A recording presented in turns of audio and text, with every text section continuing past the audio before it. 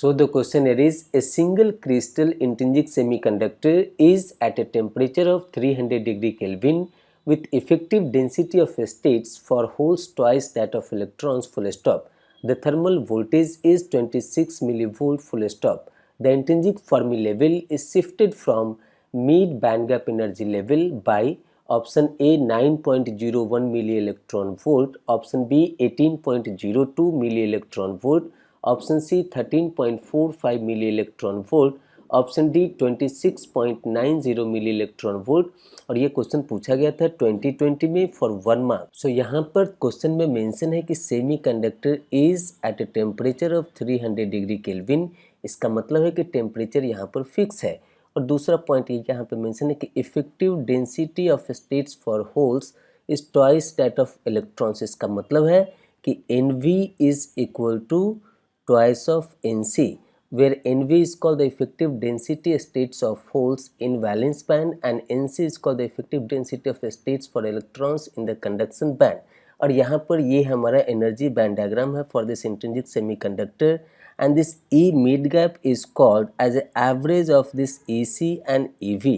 ये हमारा forbidden gap के बीचों बीच होता है। और कई बार स्टूडेंट्स इस चीज़ को मिसकॉन्सेप्ट करते हैं कि हमारा Fermi energy level for the intrinsic semiconductor is lies at the centre of the band gap या फिर मिड गैप। वो हमेशा सही नहीं होता है, वो जनरलाइज नहीं है। आप इस इक्वेशन को देखिए, EFI is equal to EC plus EV by 2, इसको हम लोग बोलते हैं E mid gap plus 1/2 KT into ln under bracket NV by NC। तो ये सेंटर पे तभी होगा जब हमारा टेम्परेचर जीरो हो, either temperature should be zero, तो ये सेकेंड टर्म हमारा जीरो हो जाएगा। So EFI is lying at this E mid gap. या फिर आपका NV और NC का वैल्यू बराबर हो ताकि ये रेशियो 1 हो जाएगा, तो ln 1 का वैल्यू जीरो होता है तो हमारा सेकेंड टर्म जीरो हो जाएगा। तो उस समय में EFI हमारा ये E मिड गैप के बराबर होगा। NV NC का डिपेंडेंसी हमारा effective mass of holes and electrons पे होता है।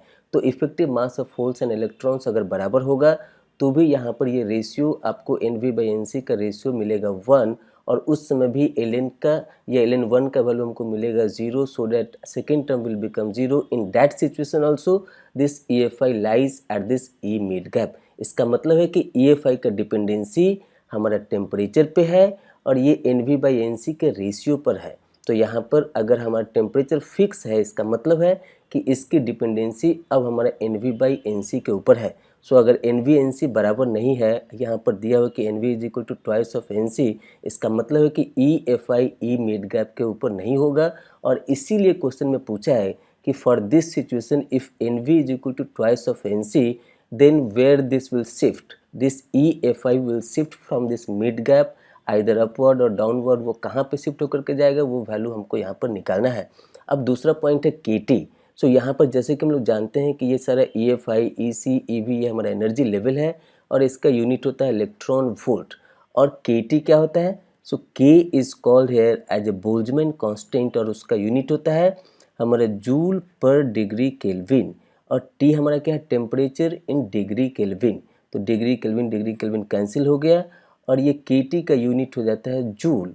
तो यहाँ पर हम लोग डिफरेंट यूनिट को एक साथ ऐड नहीं कर सकते। ये NV बाई NC रेशियो है, ये हमारा यूनिट लेस होता है। तो ln का वैल्यू हमारा न्यूमेरिकल वैल्यू कुछ आएगा इसका, और यहाँ पर KT का यूनिट हो जाता है जूल। तो हमको इसको इलेक्ट्रॉन वोल्ट में चेंज करना है to make the uniformity of the unit. तो यहाँ पर अगर हम लोग इसको E से डिवाइड करते हैं या फिर Q से डिवाइड करते हैं, E से मल्टीप्लाई करते हैं, तो अब ये हमारा KT बाई Q हमारा हो जाएगा वोल्ट, और ओवरऑल इसका यूनिट हो जाएगा KT का हमारा कन्वर्सन हो जाएगा जूल से इलेक्ट्रॉन वोल्ट में।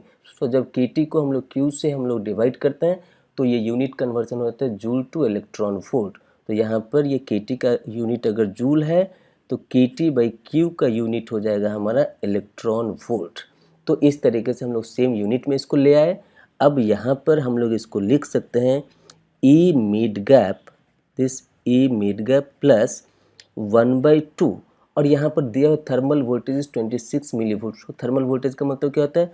VT is equal to KT by Q is equal to 26 millivolt. इसका सिर्फ न्यूमेरिकल वैल्यूज हमको यहाँ पर सब्स्टिट्यूट करना है।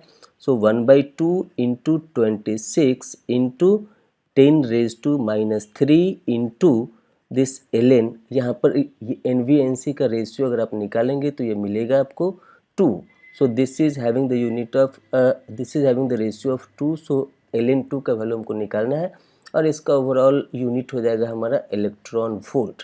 तो जब आप इसको कैलकुलेट करेंगे तो ये हमको दिखेगा ए मिड गैप प्लस 9.01 और यहाँ से मिलेगा milli, so that overall it will become milli electron volt. तो यहाँ पे हमको साफ दिख रहा है कि EFI हमारा ई मिड गैप से ये प्लस साइन है, इसका मतलब है कि ई मिड गैप से ये ऊपर लाई करता है by the amount of how much 9.01 milli electron volt. तो ये जो हमारा डिफरेंस है यहाँ पर, ये जो गैप है हमारा EFI और ई मिड गैप का, ये हमको मिलेगा 9.01 मिली इलेक्ट्रॉन वोल्ट. या फिर हम ऐसा बोल सकते हैं कि EFI will lies at the above of this E mid gap by the amount of 9.01 milli electron volt. तो इस तरीके से हम बोल सकते हैं कि यहाँ पे शिफ्ट किया EFI from this E mid gap by the amount of 9.01 milli electron volt, whose value is matching with option A. So option A is the final answer for this question, and by this way this is the end of the explanation for this question.